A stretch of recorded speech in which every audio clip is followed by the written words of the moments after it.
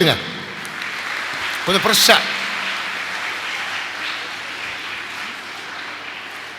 அந்த வார்த்தைகள். நான் இந்த பட்டிமன்ற அலெக்சாண்டர் எனக்கு தெரியும், ஒரு 10 ஆண்டு காலமாக பட்டிமன்றம் கூட பேசுகிறாரு. டீச்சரு புதுசு. மற்றபடி இந்த 4 பேரில் நான் ஒரு பேச்சாளர், நான் 2-3 பேச்சாளரை நான் பயன்படுத்திப்பேன். இந்த வேலூர், சத்துவாச்சேரி, வாணியம்பாடி, குடியாத்தம், ராணிப்பேட்டை அங்கெல்லாம் பட்டிமன்றத்துக்கு வந்தேன்னா இந்த 4 பேரில் 2 பேரை நான் பயன்படுத்திப்பேன். நான் ஒவ்வொரு பட்டிமன்றத்திலையும் 4 பேச்சாளர்கள் ப்ரொஃபஷனல் பேச்சாளர்கள், 2 பேச்சாளர்கள் வளரும் பேச்சாளர்கள். என் மேடையில் 2 பேச்சாளர்களை மேடையேற்றாமல் நான் பட்டிமன்றமே பேசுவதில்லை. அப்படி வளர்த்தவங்க தான் 4000 பேச்சாளர்.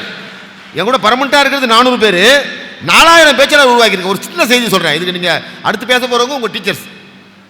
சேலத்தில் ஒரு அரட்டையரங்கம் நடந்தது, நான் தேர்வுக்குள்ளே இருந்தேன்.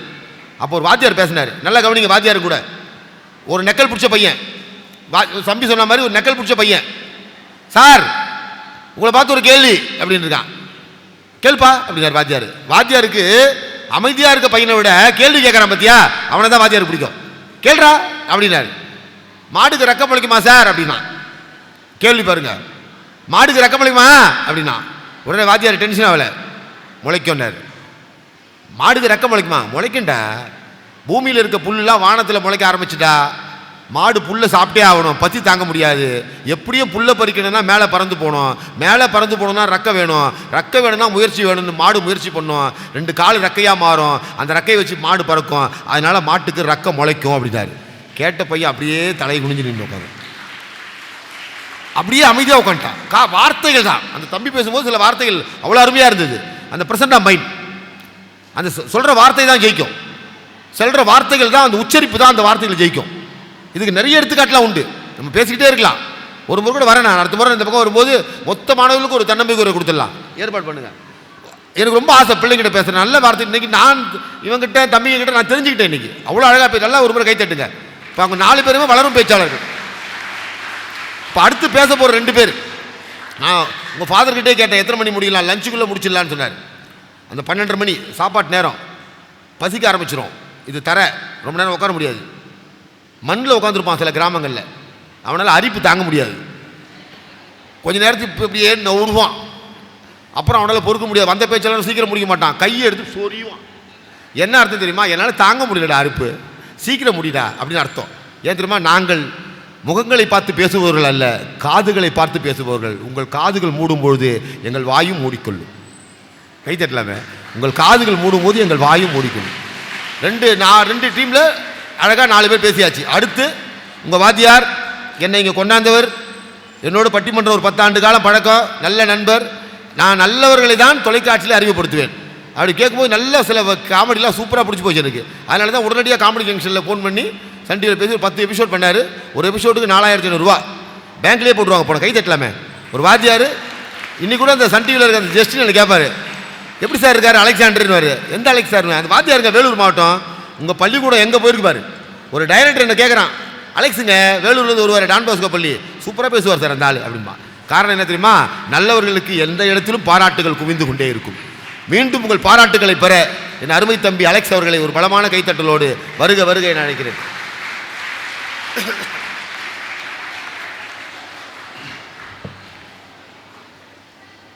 நித்தம் பல கோடி நாவலை விளையாடி சித்தம் பல செய்தி என் சிந்தையெல்லாம் விளையாடி புத்தம் புதிதாய் பூவிக்கு முதலாய் பிறந்திட்ட பைந்தமிழே, நீ என்னுள் பிறந்ததால் தான் என்னால் விண்ணில் சிறகடிக்க முடிந்தது. கோடி கோடி வணக்கங்கள் உனக்கு, கொள்ளை கொள்ளும் என்ப தமிழ் எனக்கு. வள்ளுவன் வாக்கிலே பிறந்து கம்பன் கைகளிலே தவழ்ந்து கண்ணதாசனின் காதலியாய் விண்ணுக்குள் மழையாய் மண்ணுக்குள் விதையாய் கல்லுக்குள் சிலையாய் எனக்குள் நீயாய் உனக்குள் நானாய் நமக்குள் நாமாய் வீற்றிருக்க எனக்குள் வித்தாக பிறந்து முத்தாக வளர்ந்துட்ட சத்தான தமிழுக்கு என் முதல் வணக்கத்தை சொல்லி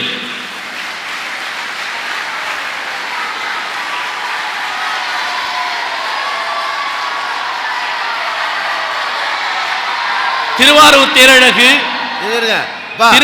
அலெக்ஸ் கைத்தட்டில் பார்த்தா நீ வேலூர்ல சட்டமன்றத்தில் நின்னா நீ எம்எல்ஏ ஆயிடுவ.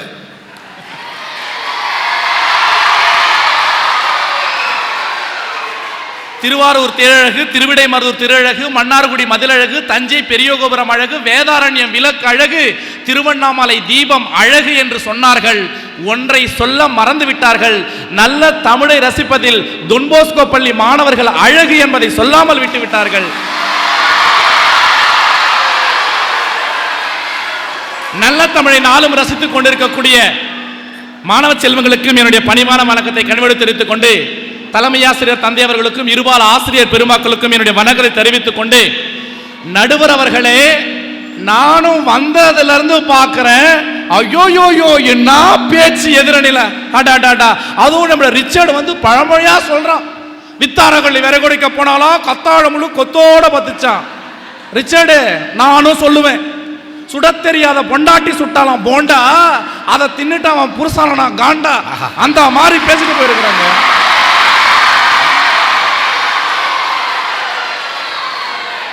வேலூர்ல நான் காட்பாடி வெத்தலை பாக்கு கேட்டுச்சான் டெட் பாடின்ற மாதிரி பேசிட்டு போயிருக்கிறாங்க. நான் மாணவர்கள் தயவு செய்து கத்த வேண்டாம், தேவைப்பட்ட நேரத்தில் கரவொலியை மட்டும் எழுப்பினால் போதும், கத்த வேண்டாம். நடுவர் அவர்களே, நானும் வந்ததுல இருந்து பார்க்கிறேன், ரெண்டு பேரும் நடுவர் அவர்களே, நடுவர் அவர்களே, நடுவர் அவர்களே. நீங்க யாரு? இந்த பட்டிமன்றத்துக்கு நடுவர். உங்களை வர்ணிச்சு ஒரு 4 வார்த்தை சொன்னாங்களா? சொல்லவே இல்லை. ஒரு 4 வார்த்தை சொன்னாங்களா? ஆனா நாங்க அப்படி கிடையாதுங்க, நாங்க திட்டமிட்டு பாதையில பயணம் செய்யறவங்க. உங்களை பத்தி 4 வார்த்தை இப்ப சொல்றேன் பாருங்க.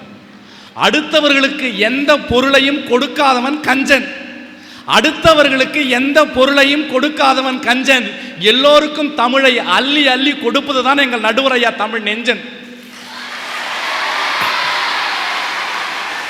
உங்கள் பேச்சை கேட்டு கவிதையே கைத்தட்டும், நீங்கள் வாய் திறந்தால் வண்ண தமிழ் கொட்டும்.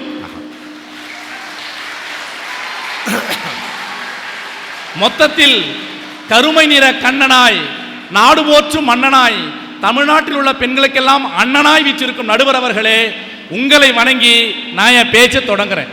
இன்னைக்கு இருக்கிற மாணவர்கள் திட்டமிட்டு போறாங்க, திசை மாறி போறாங்க. நான் அப்புறம் வரேன். இன்னைக்கு ஒவ்வொரு ஆம்பளை பையனும் வாழ்க்கையில எவ்வளோ கஷ்டப்பட்டு மேலே வராங்க. நான் நடுவர் அவர்களே, இன்னைக்கு ஒரு முக்கியமான செய்தியை நான் அந்த மண்டலத்தில் பதிவு பண்ணேன். கண்டிப்பா பதிவு பண்ண வேண்டியது என்னோட கடமை. இன்னைக்கு சொல்றேன், தயவுசெய்து எல்லாம் குறிச்சு வச்சுக்கோங்க. இன்னைக்கு தமிழ்நாட்டில் இருக்கக்கூடிய திருமணமாகாத கல்லூரி பெண்கள் மனசுலலாம் எப்படிப்பட்ட எண்ணம் இருக்கு தெரியுமா? இன்னைக்கு தமிழ்நாட்டில் இருக்கிற திருமணமாகாத கல்லூரி பெண்கள் மனசுலலாம் எப்படிப்பட்ட எண்ணம் இருக்கு தெரியுமா? அம்பானி மாதிரி லைஃபும் அலெக்ஸ் வாண்டர் மாதிரி ஒரு ஹஸ்பண்ட் வேணும்னு தாங்க நினைக்கிறாங்க. நடுவர் அவர்களே, ஒண்ணு இல்லை, பள்ளிக்கூடத்தில் நாங்கள் அவ்வளோ கஷ்டப்படுறோன்னா வீட்டில் எவ்வளோ கஷ்டப்படுறோம் தெரியுமா? ஒன்றும் இல்லை நடுவர் அவர்களே, முந்தா நேத்து என் மனைவியை பார்த்து ஆசையா ஒரு பாட்டு பாடினேன். அதுவே எனக்கு பெரிய பிரச்சனை ஆச்சு, குடும்பத்தில் கலவரம் வந்துச்சு. நடுவர் அவர்களே, ஒரே ஒரு பாட்டத்தை என் மனைவியை பார்த்து பாடினேன், ஆசையா பாடினேன். தம்பி, மனைவியை பார்த்து பாடினா கலவரம் வராது, பக்கத்து வீட்டுக்காரன் முன்னாடியே பார்த்து பாடினா தான் கலவரம் வரும். நடுவர் அவர்களே, ஒரே பாட்டை தாங்க பாடினேன், என் மனைவியை பார்த்து ஆசையா பாடினேன். 1000ல் ஒருத்தி அம்மா நீ, உலகம் அறிந்திடாத பிறவி அம்மா நீ, பார்வையிலே குமரியம்மா, பழக்கத்திலே குழந்தையம்மா, 1000ல் ஒருத்தி அம்மா நீ அப்படின்னு பாடுறேன். என் பொண்டாட்டி என் சட்டையை பிடிச்சி, ஏண்டா நான் 1000ல் ஒருத்தினா மீதி 999 பேர் எங்கடா வச்சுக்கிறான்னு கேட்குறான். நடுவர் அவர்களே, இன்னைக்கு குடும்ப சூழல் அப்படி போயிட்டு இருக்கு. இதுவே எங்களுக்கு பெரிய பிரச்சனையா இருக்குன்னா இவங்க இதை கூட புரிஞ்சிக்காம வந்து பேசிட்டு இருக்கிறாங்க. நடுவர் அவர்களே, இந்த ஜேம்ஸ் என்னுடைய மாணவன் ஜேம்ஸ், நான் வளர்த்த மாணவன் ஜேம்ஸ், எவ்வளோ திறமையான மாணவன் தெரியுமா ஜேம்ஸ்? அவன் திறமைக்கு ஒரு எடுத்துக்காட்டு சொல்றேன் நான். ஒரு பையன் 10 வயசு ஆயிடுச்சுங்க, 10 வயசு ஆயிடுச்சு, அவனுக்கு பேச்சு வரல. கோயிலுக்கு போனாங்க, டாக்டர்கிட்ட போனாங்க, எங்கெங்கேயோ போனாங்க, பேச்சு வரல. கடைசியாக என்கிட்ட வந்தாங்க, சார் அலெக்ஸ் சார், நீங்க தான் ஊரா போய் பட்டிமன்றம் பேசுறீங்களே, என் பையனுக்கு 10 வயசு ஆயிடுச்சு, அவனுக்கு பேச்சு வரல, எப்படியாவது பேச வைங்கன்னு சொன்னாங்க. நான் எவ்வளோ ட்ரை பண்ணி பார்த்தா பேச முடியல. உடனே ஜேம்ஸ் வந்தான், ஐயா கொஞ்சம் தள்ளுங்க, அந்த பையனை நான் பேச வைக்கிறேன்னா. ஏய் ஜேம்ஸ், உன்னால் முடியா? கண்டிப்பாக முடியாது, தள்ளுங்கண்ணா. உடனே ஜேம்ஸ் நான் பண்ணா, அந்த பையன் காதில் போய் என்னவோ குசு குசுன்னு சொன்னான். உடனே அந்த பையன் அம்மா அப்படின்னு பேச ஆரம்பிச்சிட்டான். எனக்கு ஒரே ஆச்சரியம், ஜேம்ஸ் எப்படி அவனை பேச வச்சேன்? அதுக்கு அவன் சொன்னான், ஒன்றும் இல்லை ஐயா, என்ன மந்திரம்டா சொன்னேன். உடனே 10 வருஷம் பேசுகிற பையன் பேசுகிறானே, என்னடா மந்திரம் சொன்னான்னு கேட்டேன். அதுக்கு ஜேம்ஸ் சொல்கிறான், ஐயா நான் மந்திரம்லாம் சொல்லலை, அவன் காதில் போய் ஒரு பாட்டு பாடினேன், அவன் பேச ஆரம்பிச்சிட்டான். என்னடா பாட்டு பண்ண? அவன் காதில் போயிட்டு நேத்து ராத்திரி, உடனே அவன் அம்மா அப்படின்னு பேச ஆரம்பிச்சான். நடுவர், அவ்வளோ திறமையான திட்டமிட்டு பயணிக்கிற ஜேம்ஸ். அலெக்ஸ், உங்ககிட்ட படிக்கிற மாணவங்க கொடுத்து வச்சுங்கப்பா, கை தட்டுங்க. உங்ககிட்ட படி, ஏன்னா ஏன் தெரியுமா? இப்படிப்பட்ட மாணவர்களால் தான் இப்படிப்பட்ட ஆசிரியர்களால் தான் ஒரு நல்ல மாணவர்களை உருவாக்க முடியும். அதுக்கு ஒரே ஒரு எக்ஸாம்பிள் அப்துல் கலாம். உங்களுக்கு திரும்ப திரும்ப கேட்ட செய்தியாக கூட மனதில் பதிவு வச்சுக்க. அவர் ஒரு முஸ்லீம், நல்லா கவனி, அவர் ஒரு முஸ்லீம். ஒரு ஐயர் வீட்டுக்கு சாப்பிட கூப்பிடுறாரு வாத்தியார். வாத்தியாருக்கு அப்துல் கலாம் மேலே அவ்வளோ பிரியம், இவன் ஒரு காலத்தில் பெரிய ஆளாக வருவான்ட்டு வீட்டுக்கு சாப்பிட கூப்பிடுறாரு. அந்த வாத்தியாருடைய பொண்டாட்டி ஐயரம்மா, அவர் முஸ்லீம் ஆச்சு, அவர் வீட்டில் கூட சாப்பாடை போடுறாங்களே, அவங்க சாப்பாடை கண்டபடிக்கு சாப்பிடுவாங்களே அப்படின்ற மாதிரி அந்த மாதிரி பயந்துட்டு சாப்பாடை போட்டு வச்சுட்டு வந்துட்டாங்க. அந்த மாதிரி பரிமாறல அப்துல் கலாமுக்கு, சாப்பாடை போட்டு பாத்திரத்தெல்லாம் போட்டு வச்சுட்டு வந்துட்டாங்க. இவர் உள்ள போய் தம்பி நீங்கள் சாப்பிடுங்க, நான் புக்கெட்டு வரேன்ட்டு போயிட்டார் வாத்தியார். அப்துல் கலாம் அழகாக கீழே போய் உட்காந்து சப்ளாங்கால் போட்டு கீழே உட்காந்து சாப்பாடு சிந்தாமல் எடுத்து போட்டு சாம்பாரை ஊற்றி பொருளை ஊற்றி அதை சுத்தமாக பார்த்த உடனே ஜன்னல் வழியாக பார்த்துக்கிட்டு இருந்த அந்த ஐயரம்மா, எங்கள் வீட்டுக்காரர் கூட இந்த மாதிரி சுத்தமாக சாப்பிட்டது இல்லைன்னு சொல்லிட்டு ஓடி வந்து அவருக்கு இறுதியாக பரிமாறுகிறார்கள் என்று சொன்னால் ஒழுக்கத்தை நாம் வள்ளுவனிடம் கற்றுக்கொண்டோம், அதை அப்துல் கலாமிடம் காட்டும்.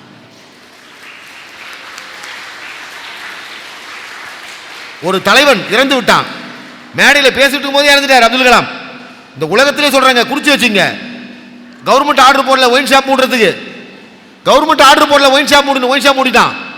குடிகாரனுக்கு ஒயின் ஷாப் மூடுனா கடையை திட்டுவான், இன்னும் கடை திறக்கலையே திட்டுவான்.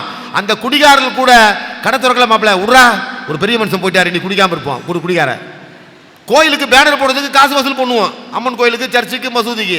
ஆனால் இந்த போன்ற பிள்ளைகள், 6வது படிக்கக்கூடிய பிள்ளைகள் வீட்டில் சேர்த்து வச்சிருந்த காசெல்லாம் மொத்தமாக போட்டு தன் வீட்டு வாசப்படியில் எங்களை விட்டு சென்றாயே தலைவான்னு அப்துல் கலாமுக்கு 6 வயசு பையன் கூட காசு போட்டு பேனர் அடிச்சான்னா இந்த உலக வரலாற்றிலேயே அது அப்துல் கலாம் அவர்களுக்கு மட்டும்தான்.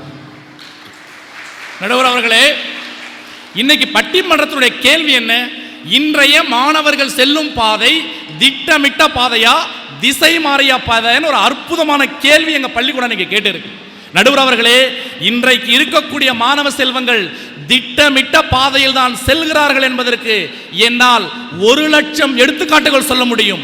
ஆனால் நேரத்தின் அருமை கருதி, காலத்தின் அருமை கருதி ஒரு சில எடுத்துக்காட்டுகளை இந்த மன்றத்தின் முன்னால் நான் வைக்கிறேன்.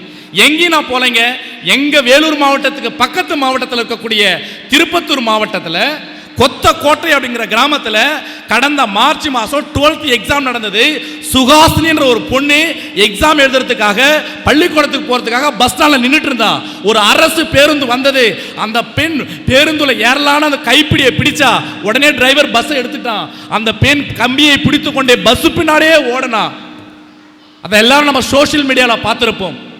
அவள் எதற்காக ஓடினாள்? பேருந்தில் கம்பியை பிடித்துக் கொண்டு அந்த பேருந்துக்கு இணையாக ஓடுவது நம் உயிருக்கு ஆபத்து என்று அவளுக்கு தெரியும். தன் உயிருக்கு ஆபத்து என்று தெரிந்தும் ஏன் அவள் ஓடினாள் என்றால், என் உயிரை விட என் கல்வி முக்கியம், என் எதிர்காலம் முக்கியம் என்று அந்த பெண் திட்டமிட்டு தன் உயிரையும் துச்சமாக எண்ணி அந்த சுகாசினி என்ற பெண் ஓடி போய் பஸ்ல ஏறினாலே இது திட்டமிட்ட பாதை கிடையாதா? அவன் என்ன திசை மாறிய போனா? அந்த பொண்ணு தேர்வுல 437 மதிப்பெண்கள் எடுத்து முதலிடத்தில் பெற்றால் அந்த பள்ளியில் என்றால், இன்றைய மாணவர்கள் திட்டமிட்ட பாதையில் தான் பயணித்துக் கொண்டிருக்கிறார்கள் என்பதற்கு என் மாவட்டத்தின் அருகில் உள்ள ஒரு எடுத்துக்காட்ட சொன்னேன். நீங்க திருப்பத்தூர் மாவட்டம்னே சொல்லாதீங்க, திருப்பத்தூரும் வேலூர் மாவட்டம் தான், கை தட்டலாம். திருப்பத்தூரும் வேலூர் மாவட்டம் தான். ஒரு செய்தியை அலெக்சாண்டர் சொன்னார், அந்த பொண்ணு பஸ் பின்னாலேயே ஓடி 430 மார்க் எடுத்தா. கவர்மெண்ட்டில் கேஸ் ஆகி அந்த கண்டக்டரையும் டிரைவரையும் வேலையை விட்டு நிறுத்தலான்னு ஒரு பத்திரிகைக்காரன் கேட்கும்போது அந்த பொண்ணு சொன்ன வார்த்தை தெரியுமா? அவங்கள வேலையை விட்டு நிறுத்திடாதீங்க. ஏன்னு கேட்குறான், அவர்களுக்கும் என்னை போன்ற பிள்ளைகள் இருக்கும், அந்த வருமானத்தில் தான் அந்த குடும்பம் நடக்கிறது, அவர்களை வேலையை விட்டு நிறுத்தி விட்டால் அந்த குடும்பம் பட்டினி இருக்கும், அந்த பாவம் எனக்கு வேண்டாம், அவர்களை அரசாங்கமே மன்னிக்கட்டும் என்று சொன்ன ஒரு பெண்ணும் உங்கள் வேலூர் மாவட்டத்தில் பிறந்திருக்கிறாள் என்பதுதான் பெருமைக்குரிய விஷயம். அதனால் தான் நாங்கள் சொல்லுகிறோம், இன்றைய மாணவர்கள் திட்டமிட்ட பாதையில் தான் பயணிக்கிறார்கள். ஒண்ணு வேணா நடுவர் அவர்களே, எங்களுடைய பக்கத்து மாவட்ட திருவண்ணாமலையில போலூருக்கு பக்கத்தில் ஜவ்வாது மலை என்ற ஒரு மலை கிராமத்தில் ஸ்ரீபதி அப்படிங்கிற ஒரு பழங்குடி பெண் இன்னைக்கு மாவட்ட நீதிபதியா இருக்கிறாங்க. எல்லாரும் நம்ம சோசியல் மீடியால பார்த்திருப்போம்.